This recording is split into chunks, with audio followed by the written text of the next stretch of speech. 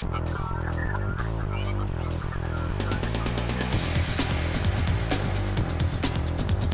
is MacVoices TV. Welcome to MacVoices TV. This is the Talk of the Mac community, and I'm Chuck Joyner. We're back after a bit of a hiatus. Sorry about that, but we're certainly glad to be back and talking to our buddy Joe Kissell, who is the author this time of what might be the most essential Take Control book you'll buy this year, Take Control of Upgrading to Lion version 1.1. Joe, it's great to have you. Thanks for taking the time to talk to us. Always a pleasure. Joe, 1.1 version of this book. Why didn't we talk about the 1.0 version and what's new in 1.1 already? Well, Apple did some weird things this time around. I've been writing these upgrading books for, what's it been now? 8 years? 8 years? Can you believe it? 8 years? My first upgrading book was Upgrading to Panther, which seems like it can't possibly have been that long ago, but I guess it was. There are always some changes, but in Lion there were a lot of changes. And one of the things that happened, as I'm sure everyone knows by now, is this change to App Store distribution only, which has caused a lot of interesting discussion, and we'll probably get into a little bit of that. But the way Apple has seeded developers with preliminary versions of macOS 10 Lion has changed as well. And we had a lot of discussion about how do we best help our readers. And one of the things that was clear as the book was being developed was that if you just jump in, today Lion's released or whatever, now I'm just going to go, I'm going to download the book, I'm going to download Lion and go, you may discover that you're very unhappy. There is more preparation work that needs to be done for Lion than for any other big cat in recent memory. And because we realize that a lot of people are going to want to upgrade to Lion as soon as it comes out, and a lot of those people are going to need to do a lot of stuff beforehand, we decided to release a sort of preview version of the book a few weeks before Lion came out that is all about the preparatory stuff you need to do before you actually download Lion. And then, but we couldn't release the entire book then because of our NDA with Apple. So if we told you everything, then we would have been giving away details that Apple didn't allow us to give away yet. So we sent out basically, version 1.0 is sort of the first third or so of the book. And then the rest of it, which has all the good meaty stuff, which is everything you do from the moment you go to the App Store and click download, and then from then on, all of that is also included along with the preliminary stuff in version 1.1. So if you haven't already bought the book, you get version 1.1, you get the whole story. If you previously had the 1.0 version, you get the preliminary stuff, and then you download the free update to 1.1, then you get everything else that'll take you on through the rest of the installation. Joe, I know it seemed like everybody pre-Lion was publishing, this is what you need to do, and in fact, I put a little something out too. I was really paranoid about this one, not because I don't trust Apple or think Lion's going to be a bad release, but just there are a number of things, and we've talked about it on MacVoices with Matt Newberg. Rosetta is going away because of the nature of the distribution here through the App Store. A lot of people are going to have new issues upgrading. So yes. I was really paranoid. One of the first things I did was I made like 3 hard drive clones of my final pre-Lion install. And they're sitting off on a shelf, not connected to anything, including power. Right. Because I want to be able to, at the very least, maybe boot back into my previous production environment so that I know everything will work, even if it's just temporary. Am I being too paranoid about that? You're not being too paranoid.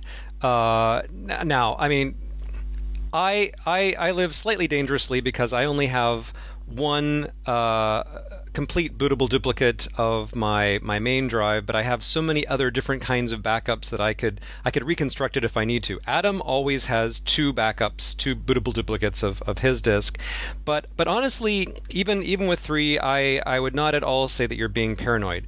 I always, of course, am a big advocate of having bootable duplicates in general and of having copies of your backup. So just in an ordinary, in ordinary life, apart from upgrades, I would say two bootable duplicates, tongue twister, would be perfectly fine.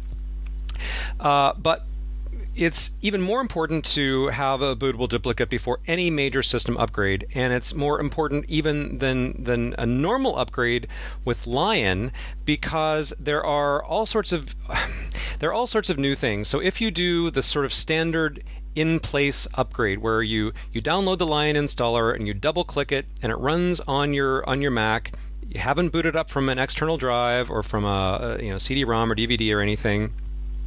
You get through with the installation, now you're running in Lion, and your installer's gone. The installer deletes itself when it's done.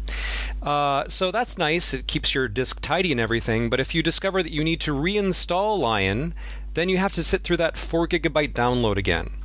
And if something, God forbid, should go wrong during the upgrade process, then you'll be in a real pickle because there's no way to undo the installation. You can't just say uninstall or go back. You would have to redo everything from scratch unless you have a bootable duplicate that you can restore. And then, of course, there are those people who want to make a clean start, erase their entire drive, install Lion, and then put back their important stuff. So that's a perfectly valid thing to do, and I explain how to do that in the book. But that's not something that you can sort of natively do with a Lion installer unless you do a little bit of extra work. And that extra work requires that you have a bootable duplicate. You just can't do it otherwise. So if your data is important to you, it's okay to be paranoid. Really, it's not a bad thing at all to be paranoid in this case. Thank you. I appreciate it. Because every system upgrade is a little bit crazy, but this one seems to potentially be so life-changing. One thing, though, I want to ask you about that may or may not be related to installation, and that is the recovery petition that we've been reading so much about. Yeah. First of all, is it going to take up a lot more of my hard drive space? And if so, can you give us an idea of how much? But more importantly, where does it play in during the installation process should we have a problem? Because it's really not a backup, it's a recovery petition. Yeah, it's a weird thing. There's never been anything like this in a major release of Mac OS X before.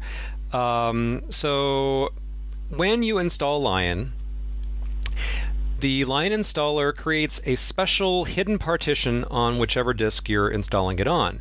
Now, when I say hidden, I mean it's really hidden. You can go into Disk Utility, you won't find it. I mean, I tell you how to find it. I know how to find it, and I give you this special magical incantation in the book, but it won't just show up in Disk Utility. It's not a regular disk partition. It's sort of a disk image inside another disk image that's squirreled away in a weird hidden corner of your disk. Now, the good thing is that this hidden partition is only 650 megabytes in size. It is not gigantic. It is not nearly as large as the full Lion installer, which is almost 4 gigabytes. So even people who are getting fairly low on disk space shouldn't really suffer. So it's basically has about the size of the contents of a CD. So it's not gigantic. Now. There are some situations in which the installer will not be able to put this recovery partition on your disk. So if you have done something weird with your Mac, if you have made, for example, if you had Boot Camp installed, so you have your Mac partition and your Windows partition, and then you go in and you hack at it so that you have more than one Mac partition in addition to your Windows partition. You can do this, but it's weird and it takes some extra steps to do that. If you did something like that as an example, then the Lion installer would not be able to install this recovery partition, which in turn would mean that you would not be able to use the new file vault, because the new file vault requires that you have this recovery partition there so that you can get out of trouble if you need to. So there are certain sort of officially blessed partition schemes. Obviously, if you have just the one volume on your disk as it would come from the factory out of the box, that's perfectly fine. If you have one Mac volume and one Windows volume for boot camp, that's fine. If you have two Mac volumes, let's say you had your Snow Leopard volume, then another one that you just made for data or whatever, that's fine too. It's when you start getting into weird schemes, or if you use something other than the GUID partition table, which is the default, then you won't be able to get this. So anyway, I cover all the details in the book, but basically the installer does its magic. It puts this special hidden partition on your disk, and ordinarily you will never notice it at all. You will barely notice that you have tiny little bit less disk space. You won't see it. It won't show up in disk utility. It won't pester you. It'll just be there. Now, something happens. You have a disk error. You want to run disk first aid and fix your disk, or your disk just you can't boot up. You need to reinstall Lion, or you need to recover from a time machine backup, or you need to run a disk utility or whatever. What do? Well, you restart your Mac, you hold down Command R, and after a few seconds you get this special mode, and you haven't booted into a full version of Lion. You've booted into a very simplified custom version of Lion that all it's able to do is to run a half a dozen programs. So it can run disk utility, it can run network utility, it can run the firmware password utility, it can run terminal, it can run Safari, which is cool, and it can run the Lion installer. So if you get into a situation where you need to reinstall Lion, you recall that the partition isn't big enough to hold the entire Lion installer. So if you tell it that you want to reinstall Lion, it will do that, but it will actually re-download Lion from Apple's website as you're running in the recovery partition. It'll put the installer on your main hard disk, and then it'll install from there. So it's actually very cool if you want to be able to repair your disk or do diagnostics or that sort of thing without having an external hard drive, without having a DVD, without having any sort of other boot drive, to just be able to start up and do that repair from your recovery disk, from your recovery partition. But of course, it's also the case that if something takes out your entire hard drive, if it has a mechanical failure, or if it has a disk error that just by bad luck happens to be on the part of your physical disk where the recovery partition is stored, then of course that won't work, and you will have to do what you always used to have to do, which is boot up from an external drive or use FireWire target disk mode or something like that. I want to make sure I heard that right.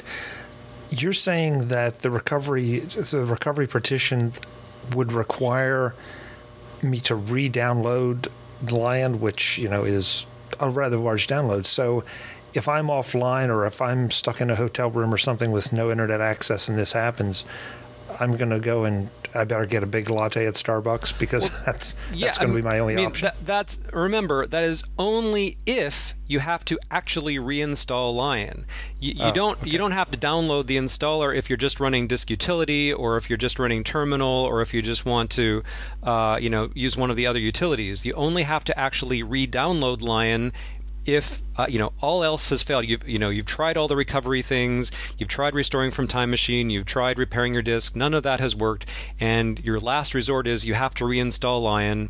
And because the installer itself was deleted after you ran it, and because the recovery partition isn't large enough to hold the installer, there is no other choice but to go ahead and download it. So but that's okay, I think, because I think most of us, even when we're traveling, don't carry a copy of the Mac OS X installer, DVD or whatever with us. I think that having to reinstall is such an infrequent occurrence that makes reasonably good sense. Okay, thanks for clarifying that. Yeah, Sure. And you're right. That does make sense. I mean, some of the more paranoid of us travel with the DVD. Some of the really more paranoid of us raising my hand right here, travel with a clone disk of my entire system, just to be sure. Naturally. Yeah.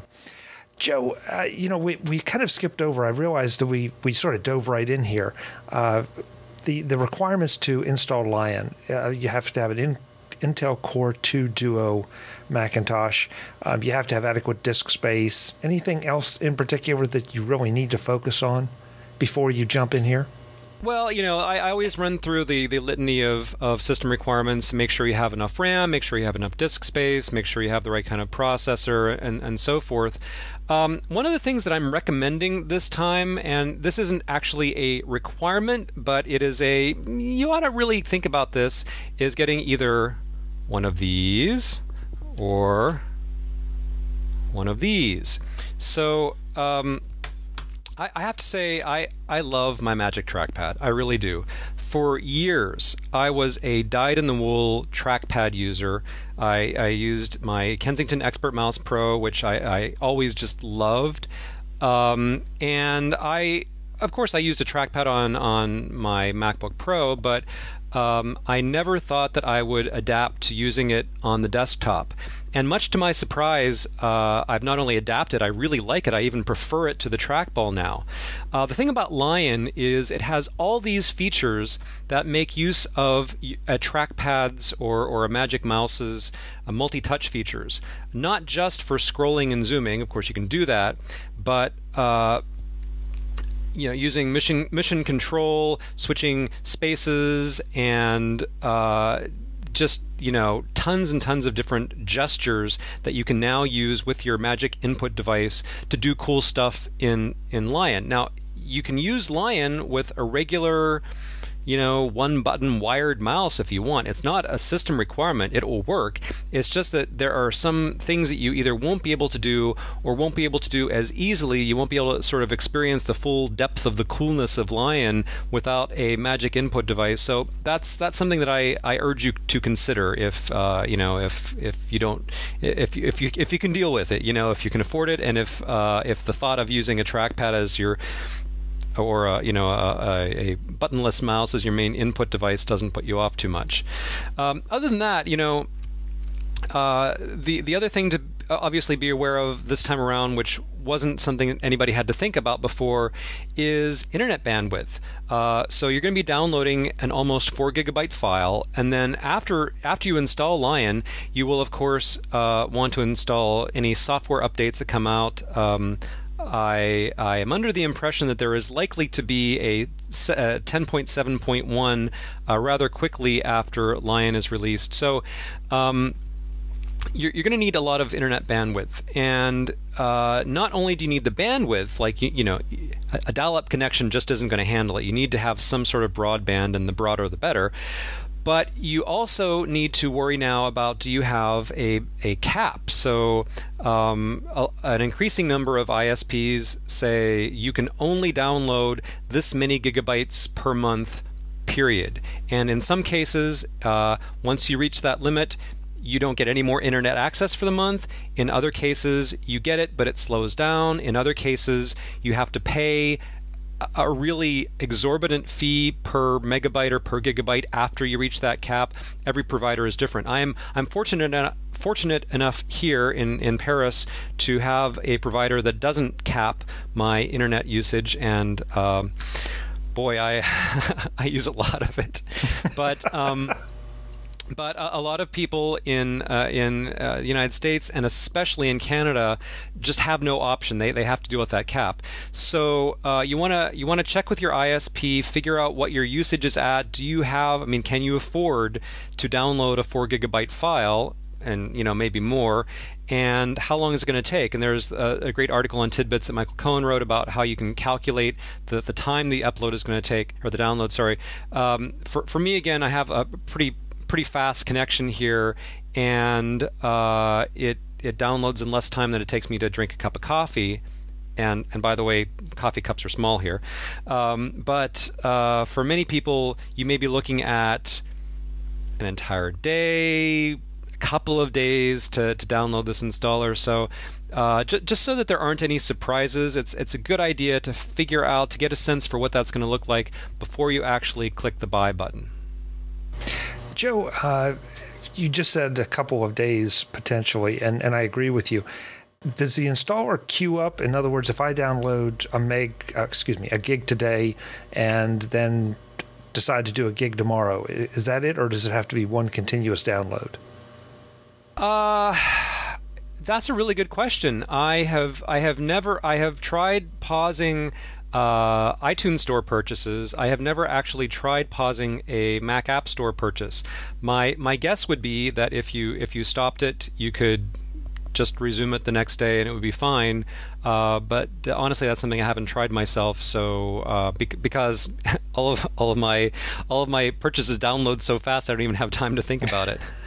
But I know same. life is tough. Yeah, well, I've had the same experience, I guess, because they just haven't downloaded anything of that size from the App Store. But right. it may be something that you want to test before you commit your Mac to whatever time period you're going to need, because you're right. On certain DSL connections, on some less than enthusiastic DSL connections, you could be there. Might be a good idea to do this when you go to bed one night and plan to sleep late the next morning. Yep, that's a good idea. Nice little weekend project or something. Yeah, exactly. Joe, another thing that I've been personally practicing as I prepared for Lion, and I've been telling a lot of people too, is now more than ever is a time to make sure that all of your software is as up to date as you can make it. Oh yeah. And not just the Apple software, but all the third-party stuff. There are plenty of developers who have stuff out there already upgraded for Lion. It seems like there's more coming out every day. I know I have my favorite little tricks, but what are some that you recommend? Any utilities or services that you feel strongly about that can help you with this? Yeah, well, first I want to reiterate what you just said. I want to affirm and agree with and approve and endorse and condone. Please upgrade all your software before you install Lion.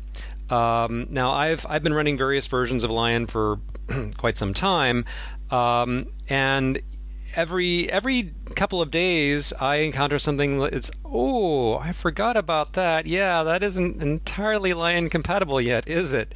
But the rate at which developers have been releasing upgrades has just been accelerating, and so it's very likely that if there's some critical piece of software you rely on, that it either has already been upgraded for Lion or will be really soon. But there are a lot of situations in which it's not just a good idea to upgrade your software before you install Lion, it's absolutely necessary. Intuit sent out these letter to all the Quicken users saying, there's one piece of bad news, which is that Quicken doesn't work under Lion, and there's another piece of bad news that even if you want to use one of our other programs like Quicken Essentials, you can't even convert your data under Lion. You have to convert it under Snow Leopard or earlier, and then use another one of our programs. And there are similar stories with other utilities, Kronos, like Sticky Brain and Soho Notes and all those sorts of things. Similar kind of thing. If you don't upgrade, in order not just to get the new application, but the new data format before you install Lion, you could be in trouble. A lot of things that I really rely on, like mail plugins, mail tags, mail act-on, mail follow-up, like all these mail plugins that are really great. Some of them have been updated already for Lion, some of them haven't, some of them are in beta form, but again, it's something where you will really thank yourself later for upgrading as many of these things as possible before Lion. So to get back to your question, obviously, for Apple stuff, either going to Software Update in the Apple menu, or for stuff that you've bought through the Mac App Store, go to the App Store app, click the Updates button, download updates. Most modern major applications and most modern minor applications, for that matter, have some sort of built-in software update feature. So you can just run, whatever, whether it's Microsoft Office or be Creative Suite or Transmit or, tons and tons of stuff. Just look for a check for updates menu command. choose the command and let it update itself. For software that doesn't have an automatic update mechanism at all, or if you can't find one, you can go to macupdate.com, look for an update there. You can, obviously go direct to the developer's website. You can go to CNET Tech Tracker. They have an application you can download. I can't remember if it's free or paid, but anyway, you can download this application that sort of scans your disk and then checks it once a day against their database and informs you if there are any upgrades available. There's a dashboard widget that will check for application updates. Use any or all of these methods, but one way or another, make sure that all of the software that you rely on to get your mission critical work done is upgraded before you install Lion. You will really, really be thankful later. Yeah, I want to throw in a couple plugs for a couple other apps that I found useful for this. Bodega, which is sort of the other app store, the first app store before Apple's, does a really nice job when you install their app. They scan your applications folder, tell you what version you have, what version's current, and then gives you a little download and or install button to do it just from within their app. Mm-hmm. Now, this is limited to apps that they have in their store, of course, but they have a lot in their store, so it's a good way to do it. There's another application that I didn't find quite as slick, but it also serves a lot of the same purpose, and that's called AppFresh. And I'll have links in the show notes to all of this, but it scans what you have on there. And if it recognizes it, it will tell you if it thinks there's an update. And like Joe said, the idea that a lot of software has their own check for updates, that's great. The trouble is, Joe, I know you have it, I have it. Software that you use once in a while, you sort of forget about. And if you haven't launched it, it's not checking itself, without launching. So right on. These are all good utilities just to do it. It makes me feel really good when I run Bodega, run AppFresh, and everything is green and nice and no updates available. I feel like, okay, now I can at least wait into Lion a lot better. Mm-hmm. But the Quicken story, Joe, I mean, that's a little scary. I'm glad I have that first, second, and third hard drive sitting over on the shelf to pull off just in case. Yeah, Quicken's going to cause pain for a lot of people.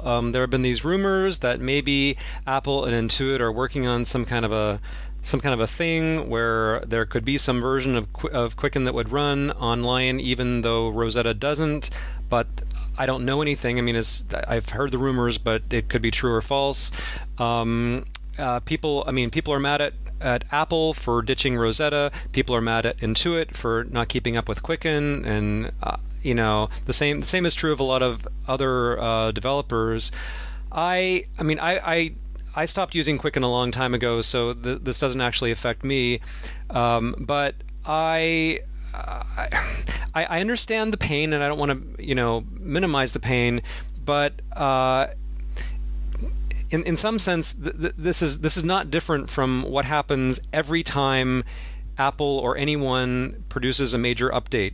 Things always fall off. I mean, we hate it. We're very sorry to see that a tool that we have used happily for years is no longer compatible with the latest stuff, but it's just a fact of life. It has happened many times before. It happened with the transition to the PowerPC, it happened with the transition to Intel, and it happened with the transition to 64-bit current. I mean, it's just happened many times. So classic to Mac OS X, obviously.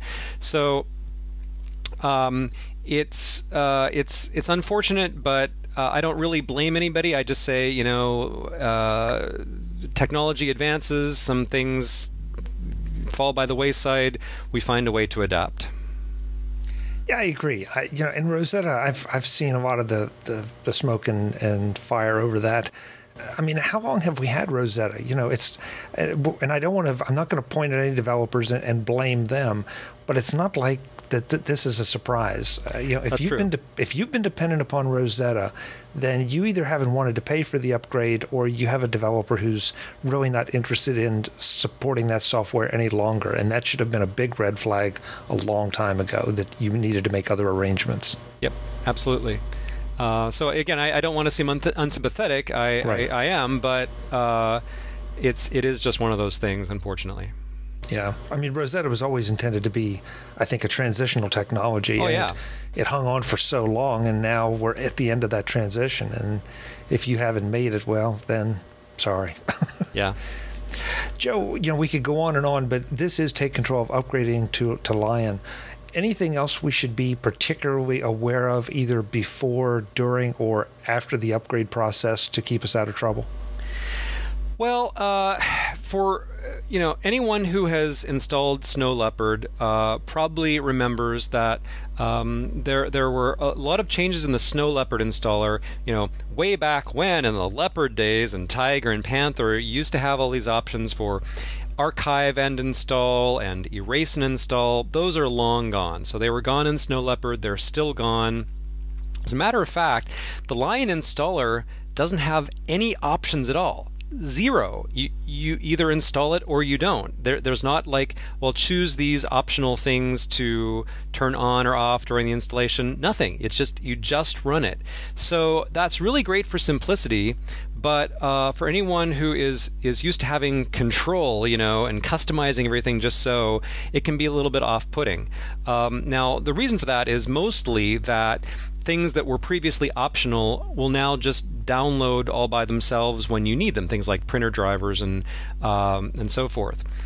But there are some things that are missing in Lion deliberately. Not only Rosetta, which we've talked about, but also Flash.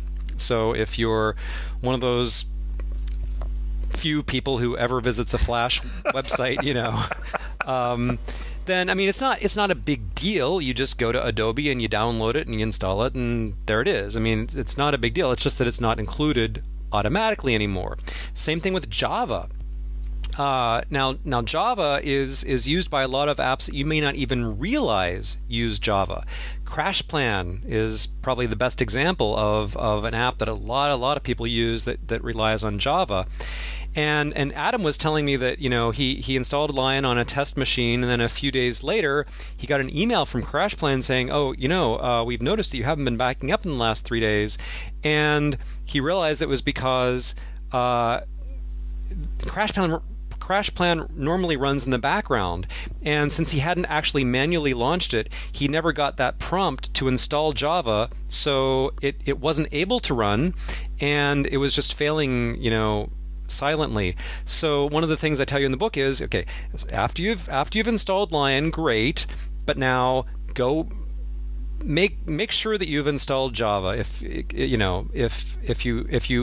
If running a Java app isn't one of the first things you do anyway, here's what you need to do to download and install Java. Here's what you need to do to download and install some of the other things that are going to be important that are otherwise missing.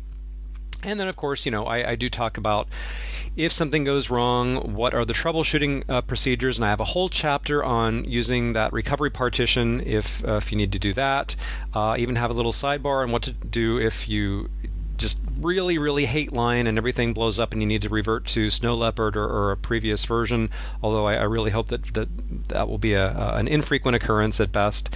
But basically, if you have enough disk space, enough internet bandwidth, if you have upgraded your software to Lion compatibility, and if you have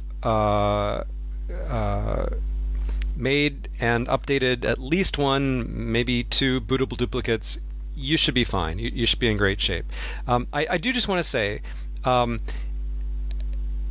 with any upgrade of macOS 10, there is there's a period of a few weeks when there's some pain.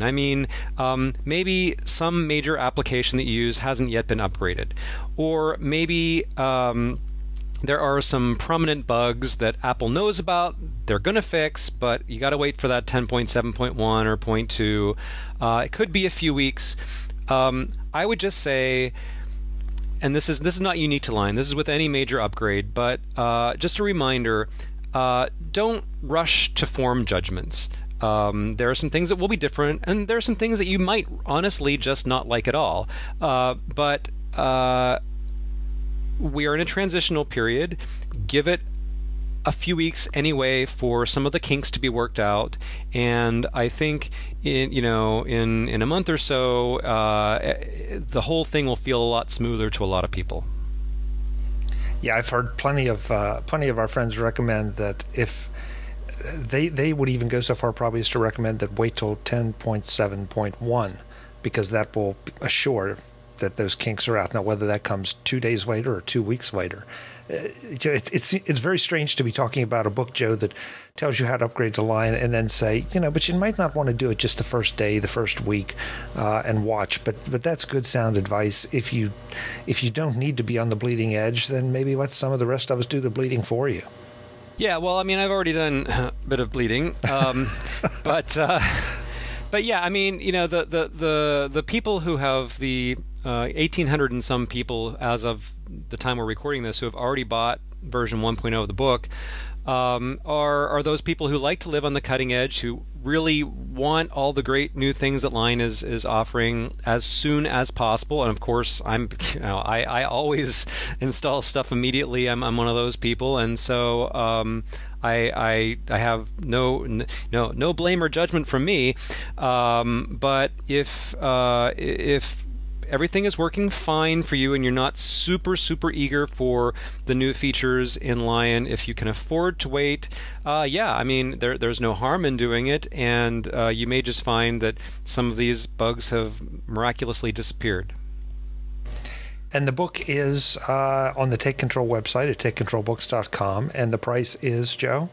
Well, the price has gone up, actually. So those who bought the 1.0 version got it for $10, and now it's $15. Although both ways, I mean, we have a bundle available, so you can save a few bucks by buying both my book and Matt Newberg's Take Control of Using Lion, which is a really good book, and that sort of picks up where I leave off. It tells you about all the new interface stuff and all the new features that you might want to customize or figure out how does scrolling work different now, how do all these other things work differently now. So I really strongly recommend the combination of the two books, and you'll get lots of great information and you'll save a little bit of money. But if you are buying just this book after the 1.1 release, it's going to be $15. And I always bring up the pricing of the Take Control books and the quality and the content. But folks, for $15, Joe makes sure that you get through the process. You'll learn a lot about Lion as you read it, and you'll be up and running as smoothly as you can possibly be. And $15, I mean, that's a lot less than an hour's worth of consulting time. Well, I should just mention, Lion is way cheaper than Leopard was. I mean, Leopard was $129. Yeah, good point. And you're saving so much money on the operating system that you might as well just give it to me. Well, I wasn't going to quite rap with that, Joe, but that's not a bad way to do it. Oh, well, I know that there are other Take Control books in the works, as there always seem to be, and that means that you're right at the top of the heap doing it. And we'll be back again soon to talk to you about more. But thanks for shepherding us through the upgrade to Lion. I know that it makes me feel a lot better to have sort of your tried and true and already bled on checklist to depend on. Right on. Folks, that's Joe Kissell. He is the author of the brand new Take Control of Upgrading to Lion at version 1.1. Lion's out now. Joe's book is out now. Go grab both and start growling. Please visit the MacVoices TV website. We'll have links in the show notes to all the utilities Joe and I talked about, to his book, and to everything else. Until the next time, MacVoices TV is the talk of the Mac community. I'm Chuck Joyner. Thanks for watching.